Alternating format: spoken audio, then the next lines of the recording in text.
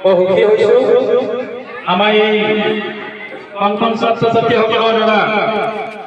অনুষ্ঠিত যি বিহু হুঁচৰি প্ৰদৰ্শন কৰিলে এই হুঁচৰি ভুলীয়া অভিজ্ঞতা গগৈ তেখেতৰ তেওঁৰ বিহু ভুলীয়া হিচাপে যিখিনি তেওঁ পাৰদৰ্শিতা দেখাব লাগে তাত আপ্লুত হৈ আমাৰ বিদ্যালয়ৰ প্ৰাক্তন সভাপতি শ্ৰী অতুল গগৈ ডাঙৰীয়া তেওঁক এটি শুভেচ্ছামূলক বিহু উলংঘন হ'ব বিচাৰিছে আমি তেখেতক এই আপাহতে বিহুৰ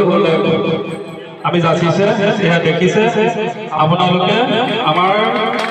বিদ্যালয়ৰ প্ৰাক্তন সভাপতি অতুল গগৈ ডাঙৰীয়াই তেখেতক শুভেচ্ছামূলক বিহু উলংঘন জনালে